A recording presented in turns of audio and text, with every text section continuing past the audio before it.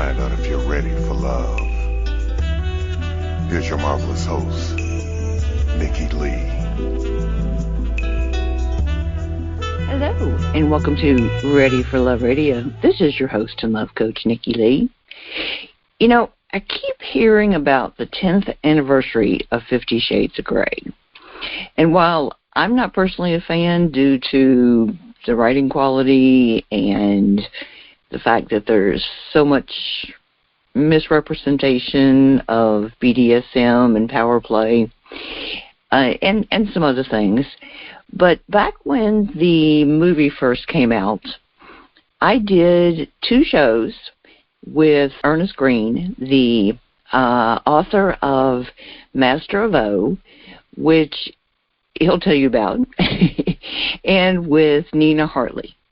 And I had them on the show because, number one, he had just recently written a book set in the BDSM community that is represented properly and very accurately. And Nina, who has experience also in the community and could give us a good representation about the power play community. And in both of the shows, we shared a lot of information about things that are misrepresented and then about the truth about the community and about power play in general from both sides, from the domination side and from the submissive side. And so I just figured since it's so in the news right now about 50 Shades of Grey again, I just thought it would be a great time to reshare those 2 shows. So I'll have the first one tonight, and then I'll have the next one next week. And as always, they'll be in the archive. Feel free to listen again and to share if you'd like to, and to come back next week and to hear the other. I'll also tell you that at the time we recorded the shows, they were married. I hope that you enjoy the shows and that you also come back next week and hear the other. And feel free to share with your friends. A lot of interesting information and very, very lively discussion with the 2 of them. So let's get on with the show. And Ernest and Nina. Today, I have got a returning guest. Some of you who've listened to the show likely have heard my interview with Ernest Green, the author of Master of O. If you haven't, there will be a link on my website with the promo for this show for you to go back and listen to that and hear the first call. But he is back with me today, and Nina Hartley is with us today also. And I'm going to let them introduce each other. But let me just tell you all a little bit first. Since the 50 Shades of Grey movie is coming out this week, and since there is a whole lot of controversy surrounding it, a whole lot of misinformation, mistruth, and this kind of thing in the movie, we are going to tackle it head on, and we're going to discuss the things that she got wrong. We're going to discuss the reality and the truth of the situation. So it's going to be lively, folks. It's going to be a lively conversation. So instead of me introducing my guest, I'm going to let Nina introduce Ernest, and Ernest introduce Nina. So, Nina.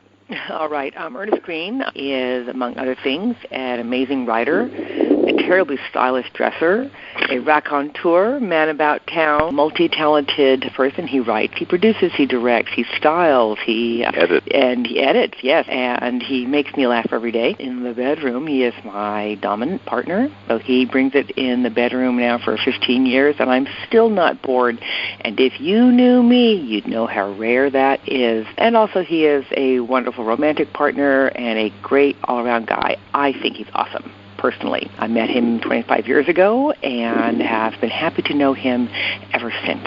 Well, that's a pretty tough intro to follow up. I was going to say that's a tough one to follow. That's a good review. And the only thing I would add to that is that I am also a magazine editor. I am the editor of Hustler's Taboo, which is a kink-oriented magazine. That's just a sort of a resume item, but it's relevant here. Yes, sorry, hello. That's okay. It's okay. I like the fact that you reviewed me instead of my work, which is nice, especially since it's a good review. Nina Hartley, of course, as they say, I always start this way, needs no introduction, but here's one anyway. She's a very well-known performer in X-rated film, has been for about 25 years, continues to be very active and in demand in the field. She's also a sex-positive activist, member of the board of directors of the Victoria Woodhull Freedom Fund, a longtime advocate for all kinds of sexual education and sexual knowledge. She is the star of a 40-segment series of adult explicit sex education videos, and has a spectacular career as a writer, an educator, a speaker, a motivator, an activist for change where sexuality is concerned. Now, those professional matters out of the way, she's also charming, funny, unpredictable. So we go back a long way. Okay, the listeners are probably getting an idea of why I invited you to do this show with me. Like I said, we're going to tackle it head on. I was reading a bunch of articles online the last couple of days, and there's all kinds of people complaining about the books and the movies for all kinds of reasons. But Ernest, tell us a little bit about your book. The biggest book and the other books are that the story is based on his actual life experiences with this form of sexual expression and comes from a real place inside of him, as opposed to gussying up a classic tale of, virginal love with kinky accoutrements, with no understanding of the why, the where, and the how of how this sexuality is expressed, versus Ernest, who it works as a book because it works in real life. Huge difference when you write about something you know instead of just reading about it and guessing the rest of it. So pretty much. I've been active in the BDSM community for about, I'm dating myself here, but for about 30 years. And I have watched... 35, sweetheart. Thank you, sweetheart. Yes, 35. I didn't mean to leave off those extra 5 years. You know whereof you speak. I do indeed. I have a dominant sexual orientation. That is the way it is. I practice it ethically and carefully according to the rules that we were all taught at the beginning, which is to say in a manner that is to be considered safe, sane, and consensual. We could argue about the sane part, but the safe and consensual part got to be there. In the course of all that, had much occasion to want to write about the experience, the lived experience, of being the dominant partner in a BDSM or power exchange type of relationship, because most of the literature that exists, going all the way back to Story of O, the original Story of O, is told from the submissive partner's point of view, which is understandable because it's very dramatic. That's the person for whom the cards are placed face down. There are all kinds of surprises and challenges and so on. But I think people forget that that is a shared experience under ideal circumstances in which, for the dominant partner, it's also a process of discovery. It's a process of exploration. It's a way of knowing oneself and knowing one's partner that's particularly intimate because it involves making yourself vulnerable. Anyone who claims that in the dominant role they're not making themselves vulnerable is, well, they might be kidding themselves or they might not be telling the truth, but I don't think that's the way it actually works. So for a very long time, actually for a long time before those other books that we'll be talking about came out, I had been contemplating writing a piece of fiction that would essentially cover some of the same ground as what I consider to be sort of the foundational piece of fiction of modern BDSM fiction, which is Story of O, but told in a modern setting. I moved it up to modern Los Angeles, which bears some weird resemblances to post-war Paris, and set it in a world where BDSM is a known quantity. It exists. There's a community of people who are involved in it, and to modernize the characters, mostly the dominant male characters who, in most BDSM fiction, are just one or another form of cardboard cutout and don't have real personalities. And if you've ever known, what I like to say is, if you've met one of us, you've met one of us. If you've ever known any dominant people, male or female, just like any submissive people, male or female, they're no two alike. We all have individual personalities and individual quirks, and I thought that would make great fictional material. But with, making movies and putting out magazines and so on and so forth, it took me a while to get around to writing a novel about it. But I finally did. I wrote this 700-page brick of a novel called Master of O that is set in modern Los Angeles, and it is told from the point of view of an interesting, complicated, dominant character, a person not without flaws and not without doubts, but a person nevertheless who is interesting in his own right. I think two of the things that are a big issue or have been overlooked by some of the people that have commented about that other, set of books and movie is the naivete of the female lead in the book. Right. And then also the consent. Consent is just missing. From everything I've read, I mean, she basically doesn't consent at all, and he just doesn't care. I'd say that's true. It's interesting because they even talk about it, and she actually says, "No, I don't think so." And after he shows her this written contract, she says, "Well, yeah, no, I'm not really interested in signing that." And he sort of then tosses it aside, and says, "Oh well," and goes for it. Yeah, we mustn't forget that the ideology of this story first. It's rewriting Jane Eyre. So we have the innocent young person and the dark older person with the secret, and her innocence and youth heals his wounds, blah-de-de, blah-de-de, and blah. makes him normal. And God makes him forbid. normal again. So this book, it really isn't about BDSM. It's about continuing the trope of innocent young girls. Pure love saves the dark, tormented heart of the rich hero.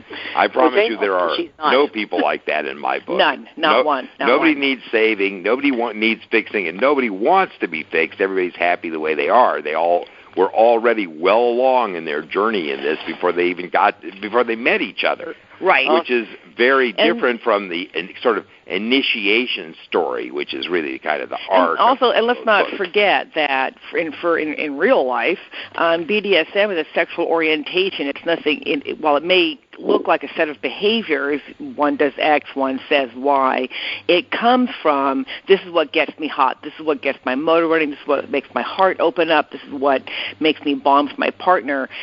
So we do it with each other. I mean, I'm what they call a switch, and so depending on my partner, I can be either the driver or the driven.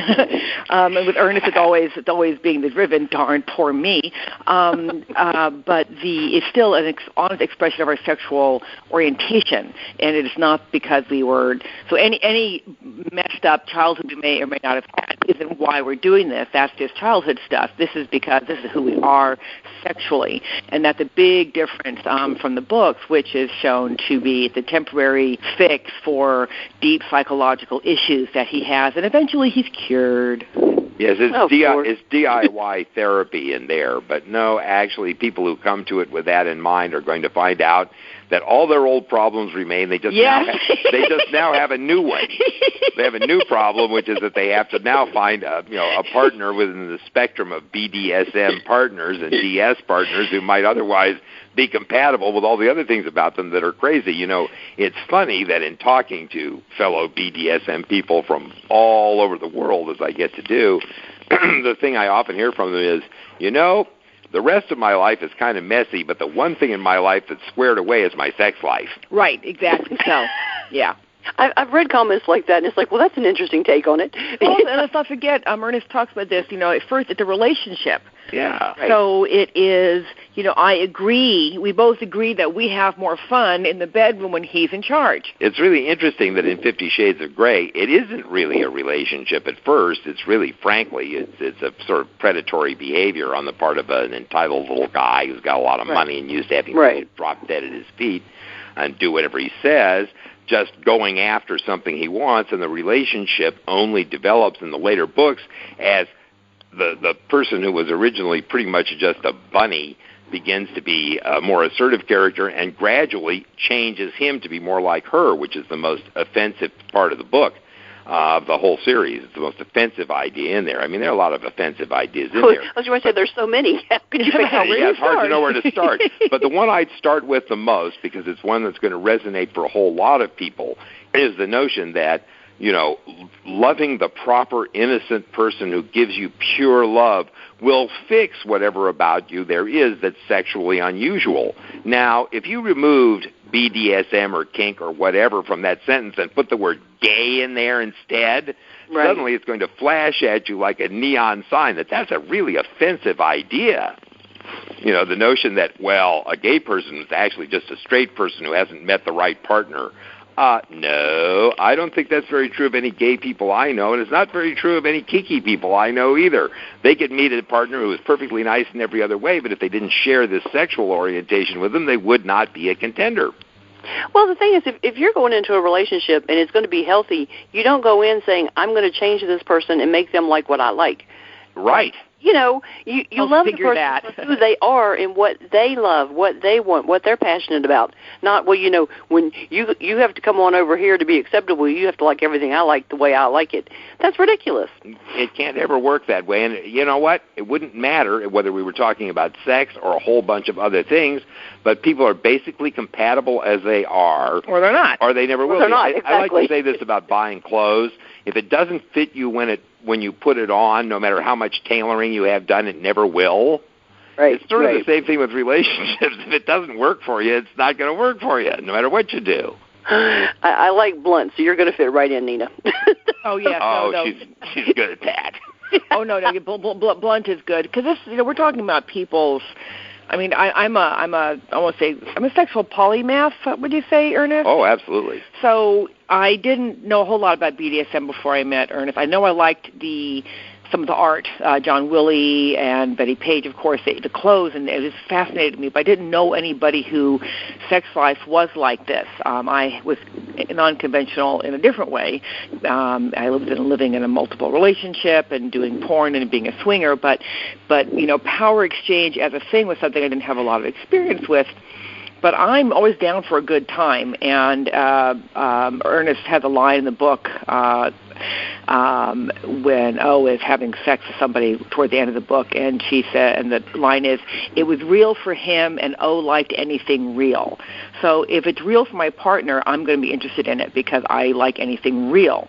And it turned out that while I didn't know a lot about Ernest's sexual behavior, I didn't know a lot about BDSM, I liked him, and I liked his expression of it, and he just made all the gears turn around. It's like, well, this is interesting.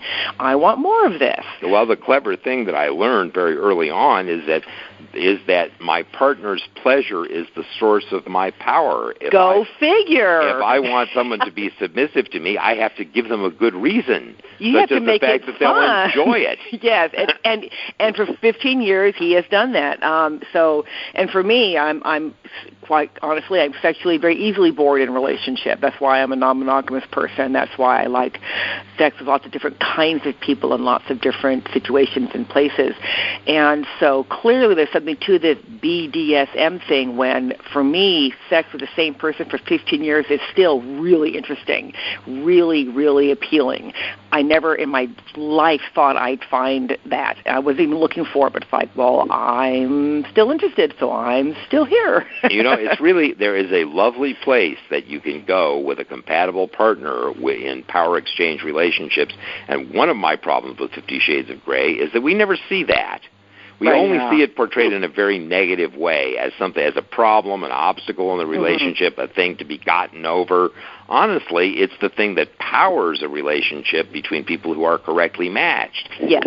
And you don't get any sense of why, from those books, and I'm sure the movie will follow right along with this, of why anyone would want this thing if there wasn't something wrong with them, and that once that something wrong got fixed, they wouldn't want it anymore. Right. You know, I've been friends with people in this community for about, now I'll date myself even more, about 40 years, and I will say that they've changed in all kinds of ways, but one thing that hasn't changed about them is what they like when it comes to sex. That's not one of those things that can just be rewritten. I really do believe that to some extent this is part of your DNA. This is part of what's coded into you. And if you like it, you will, and if you don't, you won't. And also, let's not forget, Ernest, how decidedly romantic. So what, Nina, Ernest, how do you keep the romance alive?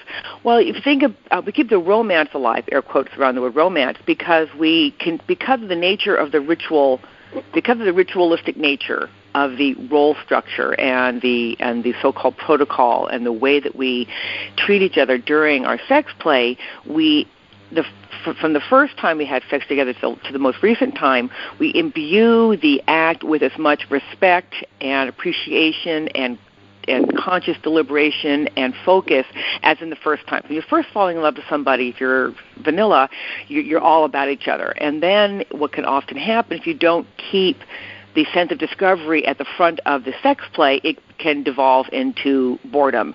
One thing about being in a power exchange relationship, it can never just happen. As soon as sex is going to happen, our focus is there, our attention is there, everything else is put on the back burner, and we continually, deliberately, ongoingly renew our commitment to bringing our best selves to the bedroom. And we keep coming up with new things to try, and not all of them are as hot as we think they're going to be, but a lot of them are. What happens is if you're in a long-term BDSM or DS type of relationship, is that there is an evolution that occurs.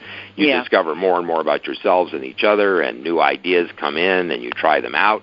It's really it is a great way of, at its best, keeping things fresh and keeping opportunities for discovery always present.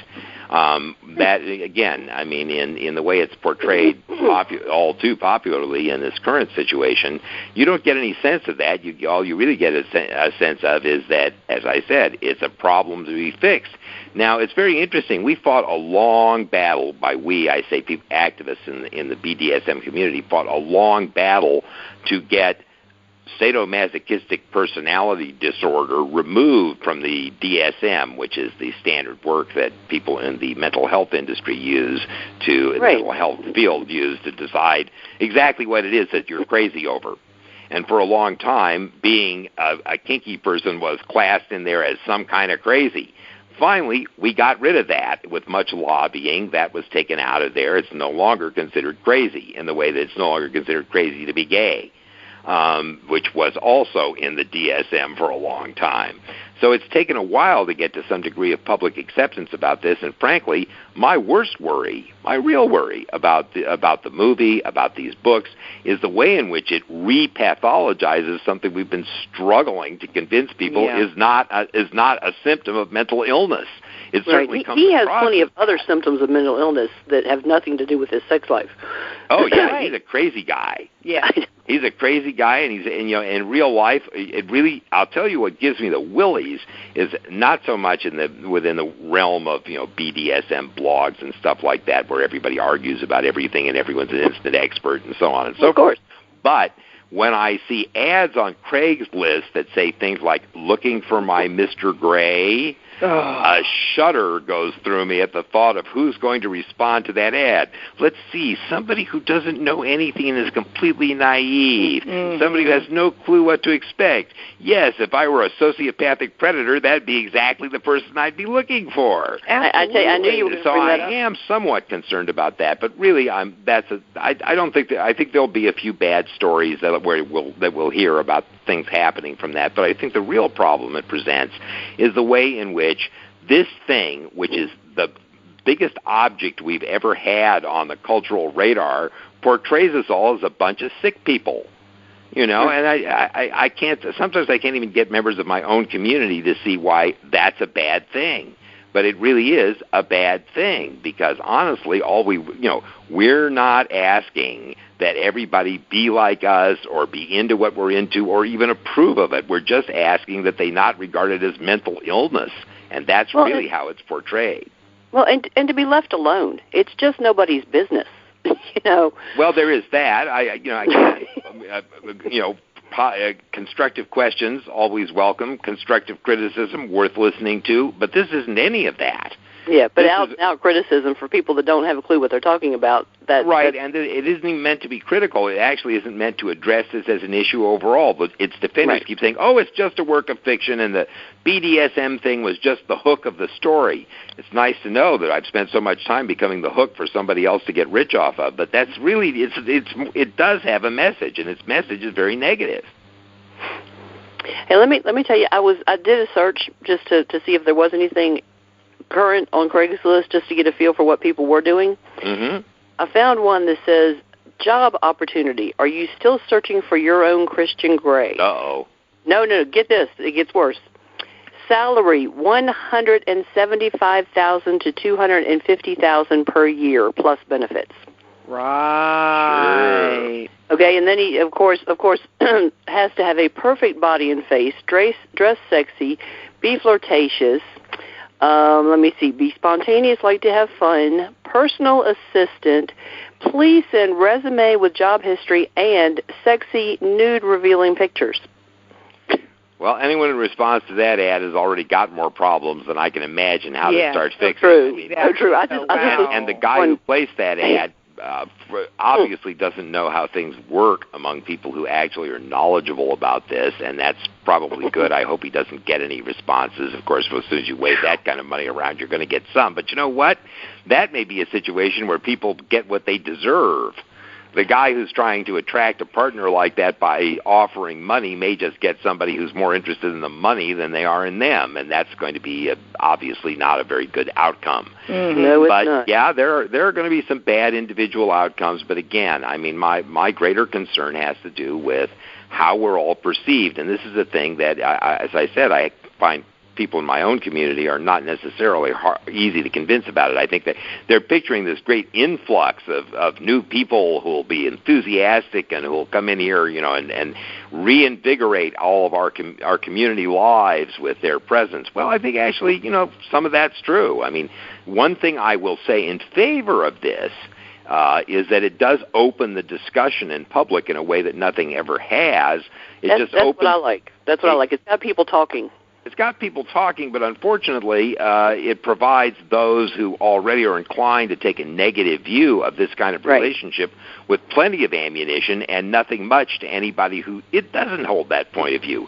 In a way, it influences public opinion subtly in a very bad direction. I like to compare it, not because it's going to be all that awful or awful consequences will immediately eventuate from it, but rather because I could like to compare it to Gone with the Wind. Really, which was a very popular book in its time and much better written, I might add, and was turned into a terrific movie we all love. We all love the whole up the staircase scene and everything else. Well, terrific. Oh, of course. Yeah, it's great. Okay, but it paints a completely unrealistic picture of the antebellum South as a place full of dashing plantation owners and blushing belles and happy childlike slaves who don't mind the fact that they have no freedom. And that point of view has a way of seeping into people's consciousness, and it really wasn't until Roots came out that people in large parts of the country where there had not been slavery got a good look at what a slave economy looked like and went, yeah, that's terrible. Well, yeah, it was. So what I dislike about this thing is that by distorting the way things are, sometimes bad ideas have a way of driving out good ideas. It makes it harder for us to articulate why it's not like it's portrayed in those books, because obviously who has the bigger platform, who has the bigger soapbox? Yeah. Because these people who cook this thing up are very clever marketers. They had a plan from the beginning to do this. The whole cover story about how it sort of just organically grew, not true. The author and her husband were BBC producers who were already well connected in the media business and highly experienced at promoting things. And they very carefully waged this campaign, and the result of that is that they're now making $155,000 a day off of this deal. Now, I don't like to count other people's money. Good for them. I like to see writers get rich. Proves to me that it could happen, but as unlikely as it seems. But they have done so at the expense of misrepresenting a whole bunch of people who are real human beings who are going to have to answer questions about this now, like we're doing. Very true. Which we're willing to do, and we're able to do because we've done a lot of public outreach and a lot of programs and so on. We do workshops. We know how to talk about this, but ordinary is not a very good word and doesn't fit with the next one, but regular kinky people, the mainstream of kinky people, are not really prepared for that, and they're not prepared for the backlash it may cause. There are already campaigns being conducted from everyone from the religious right to the radically feminist left to boycott this movie because it glorifies domestic abuse. Right. And if there's one thing we do in the SM community, we don't put up with domestic abuse. We're against it. But it doesn't look like that when you see the kind of counter campaign that's being waged. And also, when the it. right and the left can come together about something, look out. Yeah, exactly. This is something. It's a rare case when James Dobson and Gail Dines agree on something. I say that's cause for alarm. But as I keep saying that, everyone keeps saying, as I said, they keep saying, "Oh, it's just Ernest. fiction. You're just worrying about nothing." Let me tell you that in the early days, when BDSM and DS relationships started to come out of the closet, we discovered what the level of public tolerance for that was, and at that point it was pretty low. It's taken about 30 years to get to the point where we could even have this conversation, and I'm glad to have the conversation, but I'm just sorry that this is the thing that opened it. I would have liked a more positive thing. I would have liked for it to have come from within our community, where we have actually lots of terrific writers.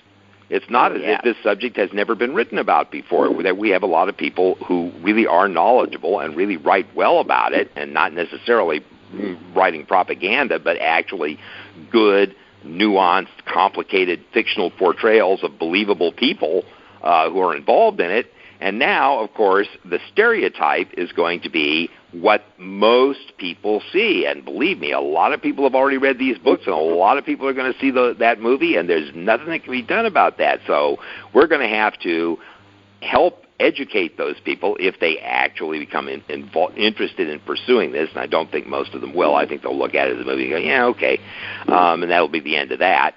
But it will leave behind greater stigmas for us to overcome, because they'll ask those questions like, well, do you like when she says no, do you just ignore that and go ahead anyway? No, we really don't do that. We really take no for an answer. Well, would you actually follow someone around and force your way into their house and force yourselves on them? No, we wouldn't do that. But if the idea of what we're all about that you get is the idea that you get from those books and that movie, that's going to take more convincing that we really don't need to have. I think it's a setback for us in that respect. Yep. But it does have people talking about it. Now, if they only knew what they were talking about, it would help. Well, if you can at least start with the facts, instead of starting with all these things that are just so not true.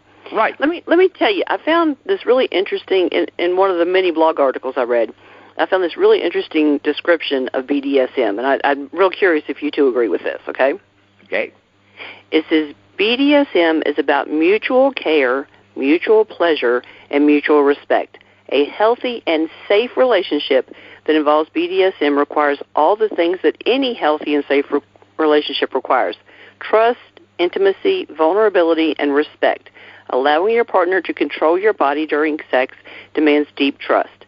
Bondage, discipline, submission, all of these things are highly intimate acts, and most importantly, BDSM is based on consent. Well, that's lovely. That's lovely. Isn't that great? That's awesome. Where's that from again? Yeah, could I ask who wrote that? I want to copy that down. Well, I tell you what, I will make sure to shoot over the link to you, but it was on Crushable.com. Yeah, it's really that's nice. A perfectly good description.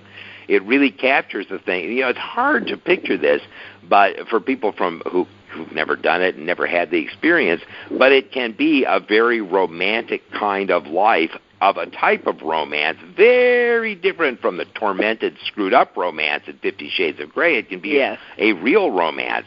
As I said, when you've been happily married and doing this with the same person for 14, 15 years, and you still like it, and you still like each other, you still want to do it, and you still want to do it, obviously it has something to offer more than just an argument over who needs fixing.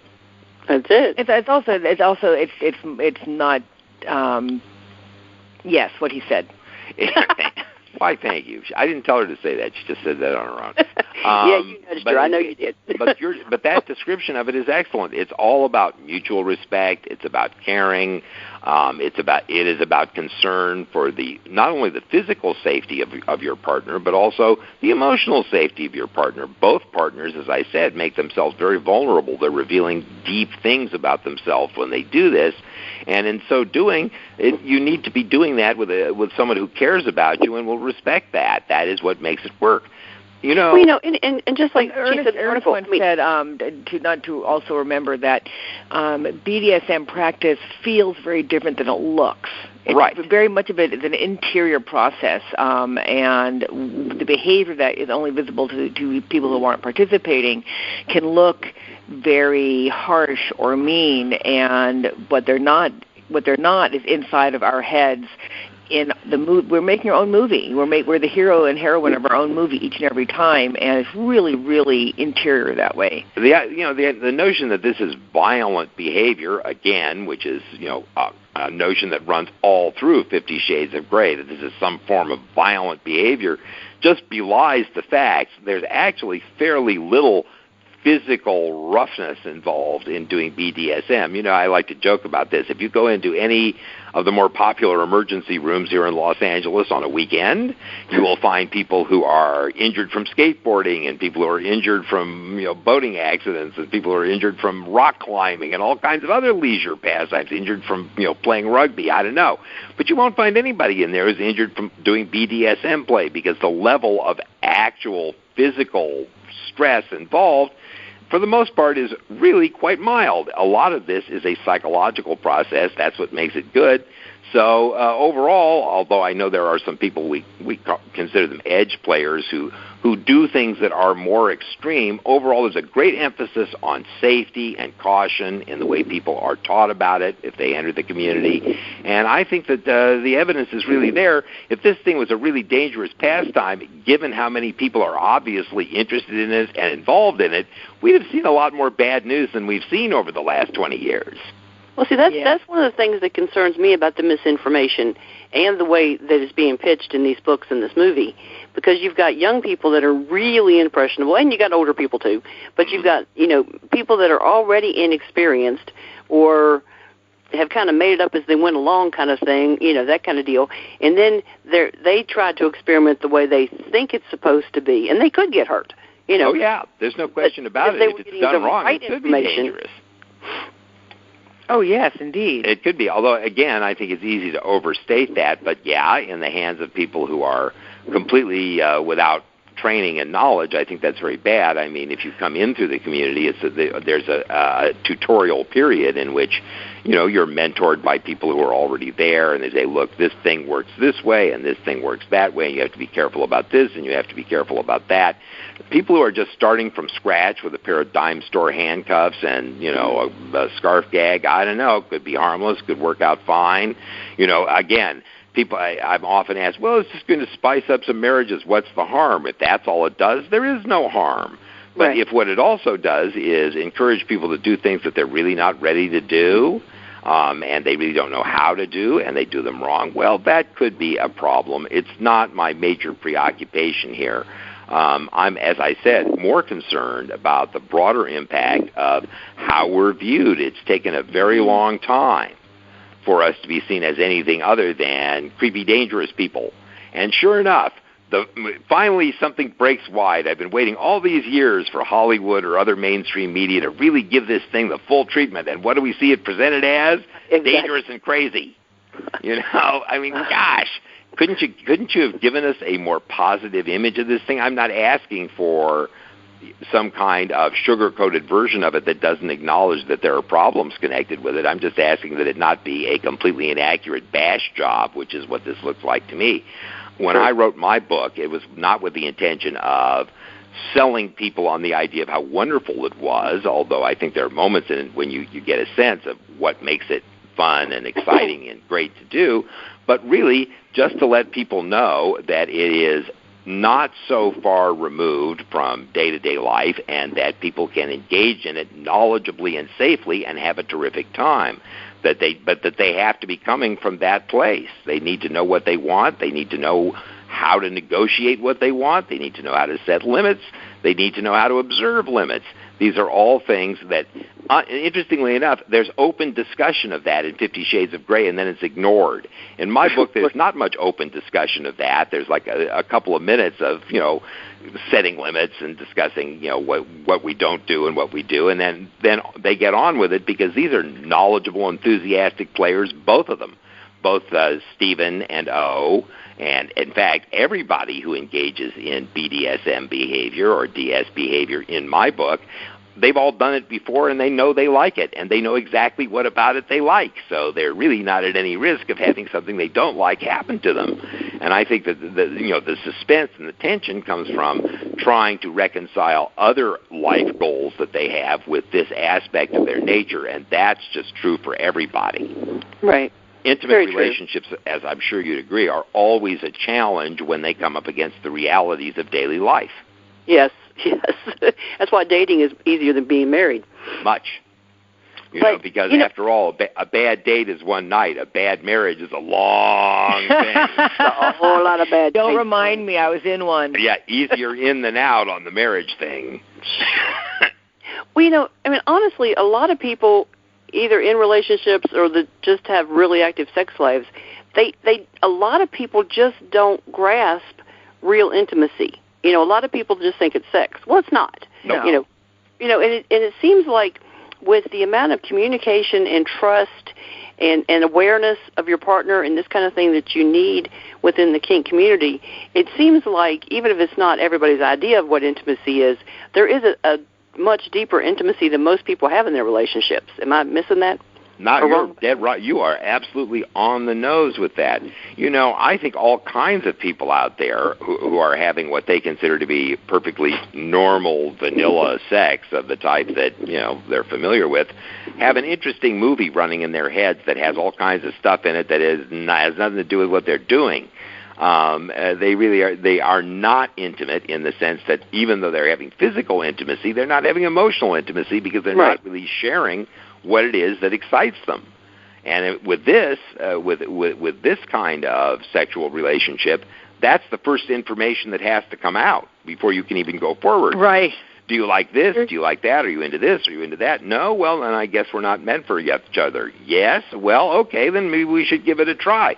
So, yeah, intimacy is one of, there are two things here there's several things that are foundational principles of making this kind of relationship work, a power-based relationship work. One of them is a willingness to be intimate in that way, really reveal who you are, and the other is to accept consent as a pretty absolute rule. Yes means yes, no means no. There's no in-between there. There's no business, the business of trying to talk somebody into, we're almost right. Let's see if we could get it right. No, the requirements for this are fairly stiff. You really kind of have to be right for each other, and you have to be willing to share that part of yourself with the other person, and that person has to want that part of you. Otherwise, like any other relationship where some fundamental piece of the intimacy puzzle is left out, you're going to have an incomplete relationship. Very true. So what about the female point of view, Nina? Do you agree with all that? Oh, absolutely. I in my previous relationships, which were there was lots of, we weren't truly intimate. We didn't share. If we'd been able to share our most truest and real thoughts, we would have broken up 18 years sooner than we did. He would never have moved in, but we were able and willing to go on and not being truly open with each other. But in order to have a relationship with Ernest and to have this kind of sex exchange that we have, you can't withhold anything. We're talking about really important things here. It's not lie back and think of England and it'll be over in 5 minutes. We're talking about an hour and a half dance here, so you cannot fake your way through an hour and a half dance for 15 years without, murder or suicide. So clearly we're both really in this together, and it is a willingness to be open during sex continually that makes the intimacy deepen. The only thing that has no limit are feelings, and you read all the marriage manuals, and sex is about intimacy and being open to each other. Well, you have to decide to do that. It doesn't just happen. You can't. The other person doesn't. The other person isn't there to make you open up. You have to decide to open up, knowing that the other person is there to catch you and go along with you and will not reject you in that moment. And so I like BDSM, besides the fact that it's a heck of a lot of fun, is that I come from a Buddhist background. You don't practice Buddhism, you practice Buddhist principles. So you don't believe in BDSM, you practice it every time you do it. And in the doing of it with an ethical and honest presentation, you keep building. And let me offer some praise here for great submissive partners. Anyone who thinks that submissive equals passive has never met any. I would like to say, submit is a verb, not a noun. Right. Doormat's a noun, submit is a verb. Really doesn't seem that way. No, it's a dance that we do together, and to give the submissive partner, regardless of gender, the credit that they deserve. It's that old saying about Fred Astaire and Ginger Rogers. What she did wasn't any more difficult than what he did. She just did it backwards in high heels. There you go. Actually, great submissive partners are in every way equal participants in everything that happened. I like to say that, when people say, geez, how did you learn all this stuff? Where did you pick all this stuff up? I'm a product of all the submissive partners I've had. I learned something from every one of them. Which is why I continue to encourage him to keep having those experiences with other submissive partners, because I benefit. I bring home interesting new information, Yes, exactly. Because let me tell you something about women who have made the decision to explore this part of themselves. They're fearless explorers. And they're fierce. And they're fierce. I'll tell you. One thing I've learned about women in general and submissive women in particular is they're not physically fragile and they're not afraid of stuff. Once they get in there, they want to try things and do things. If they don't like it, they'll tell you that. This is not the kind of situation. BDSM is not something that one person does to another. It's something that two people do together, or more people if you want, do together. Very true. I mean, though our roles may, put one person in charge and the other not when we're having sex, we very much come at this as equals. That was a point that I very strongly wanted to make in writing Master of O, is that she is, believe me, she's no virgin. By the time she gets to Stephen, she's had all kinds of experience, and she's pretty sure what she likes. She's kind of resigned herself to not finding it because she just, it's focused very sharply, and she's not really sure that anybody's ever going to be able to step up to that. And by a coincidence, this guy is very similar in that way, and these things mesh. Not all BDSM relationships work. Two kinky people can get together and discover that their kinks don't work. Oh, my gosh, yes. And what happens then? They split up like any other couple. Right, exactly. No terrible thing happens as a result of that. They just go, oh, well, that was a nice try. We'll be friends. We'll have lunch now and again.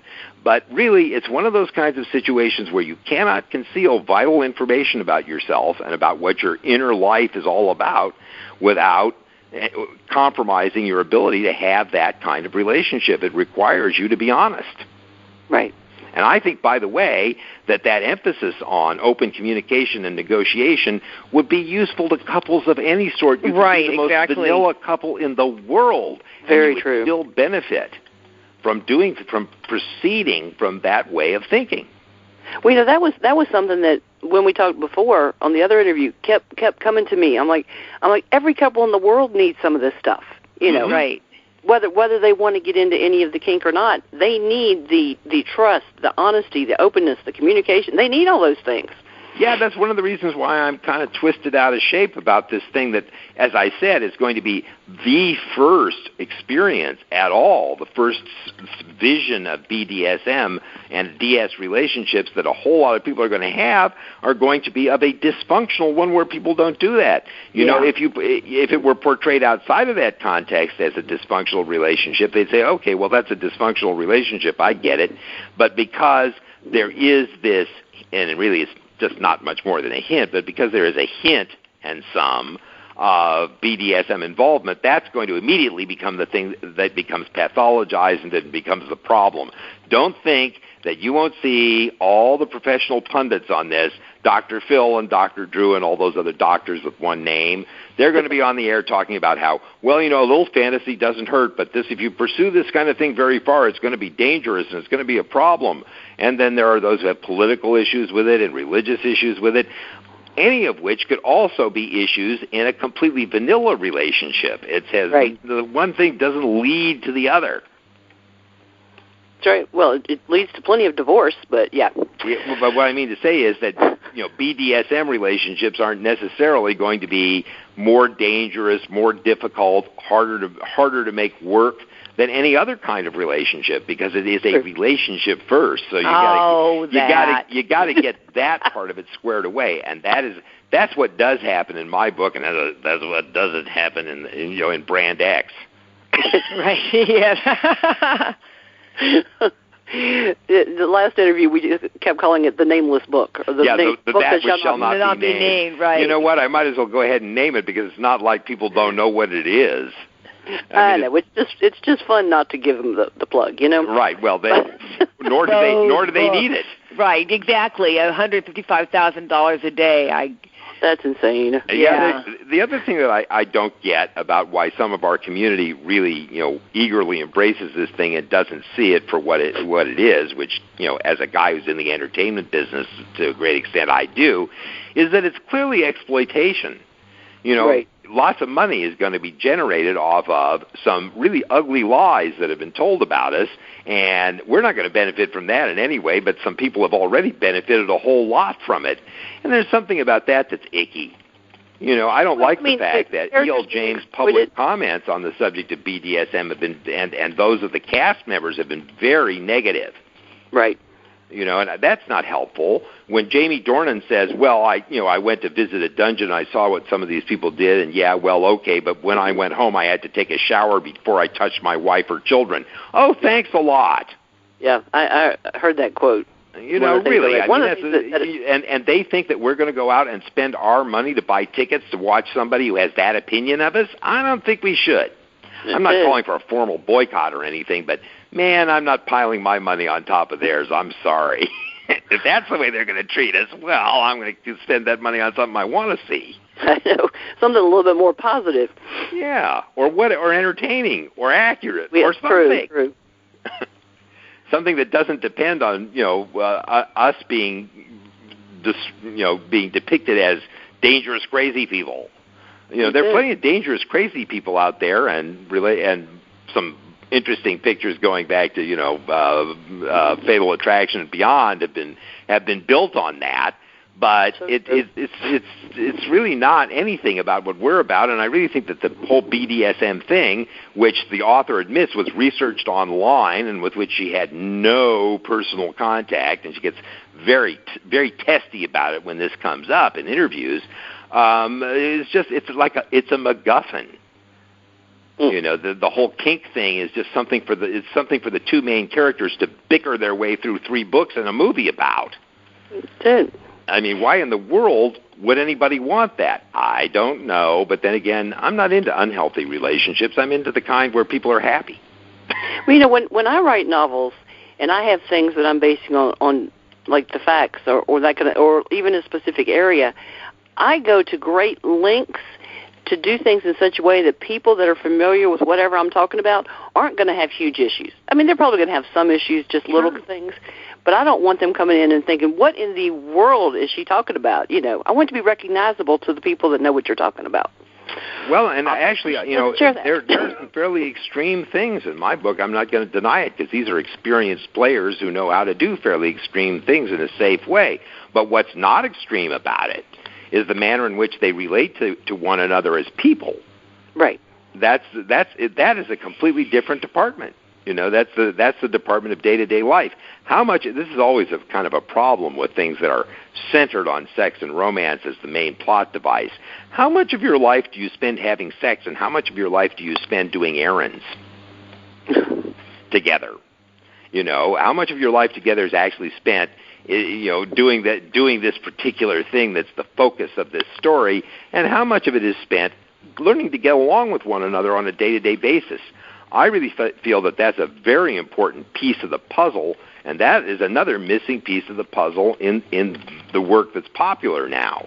Right. I tried to fill in as much of that puzzle as I could myself, but really, there are other people, as I said, writing excellently about the real world of power-based relationships, and they do come to grips with that. Most of them are grown-ups, married, got children, got jobs. They are not billionaires. They don't have helicopters. They are not college students with no responsibilities. They are actual regular couples. So how do they manage to make this work in the context of being regular couples? Well, I've known people who have been in power exchange-oriented marriages literally for 60 years. So they must have figured something out. That's it. I mean, honestly, I look at the relationships around me, and all different kinds, vanilla and kinky and everything in between, gay and straight and all other variations of gender. And what I see is that what Tolstoy said long time ago is still true. All happy families are pretty much alike, and each unhappy family is unhappy in its own way. The people who make happy couples will make happy couples no matter what they're into, and the people who are not meant to be together are going to have a miserable time no matter what they do. And if they'd been open and honest and respected each other up front, they probably wouldn't be in their relationship. But that's there you right. go, like my whole first marriage. If they just faced up to the fact that they really didn't belong together in the first place, a whole lot of angst would have been saved. Oh, don't remind me. Stop. Wait. No, wait. No, my whole marriage. Not talking about present company here. But I'm an example. I mean, I live that example, which makes this relationship all the more, valuable and amazing. Is that as good as it is now, that's how bad in the wilderness generation. I was wandering, because my first marriage was not able to be truthful or honest or wake up to the fact that we're basically incompatible, and we really needed to break up. Nobody was wrong. We were just wrong for each other. Yeah. That's it. And by the way, again, I'm not proselytizing for this thing. No. It's not that I think everyone in the world needs to have it. I'll tell you, I think most people in the world have no use for it and don't need it. I think for those for whom it is orientational, for some of us, I think it is as bone deep as your sexual orientation, gender-wise. One of the reasons that I gave up what might have been a lucrative career in mainstream journalism and screenwriting was because it would have required me to live in the closet. Now, some people can live in the closet their whole lives and not feel bad about that. They just keep everything private, and that's keep everything a secret from the rest of the world. It's just something between them and their partner. That's cool. I don't judge that. There was a smaller dose of it. But I got a big dose of it, and I just knew that if I tried to do that, it would be a life of trying to fake it every day of my life. Yeah. I'd have to pretend I was somebody I wasn't. It's that weird feeling, and I know I have gay friends who've talked about this too, when you're at the office and you're standing around the water cooler talking about what you did over the weekend. Well, I went out on a hot date and we went to see a movie and stuff like that, and you're thinking about what you did over your weekend. Well, I went to a dungeon party, and I got to see some fantastic Japanese-style rope bondage. And no, that's TMI. That's a potential HR situation in most companies. I can't discuss that, so I have to stand there and be quiet when that conversation is going on. I don't see you being in the closet about this kind of stuff. I can't even picture that one. Well, you know what? People are bothered about it, and if you discuss it in the wrong place, you might find yourself up in the HR office saying, it creates a hostile work environment when you talk about sexual violence at the water cooler. But I wasn't talking about that. I was talking about SM. Same thing.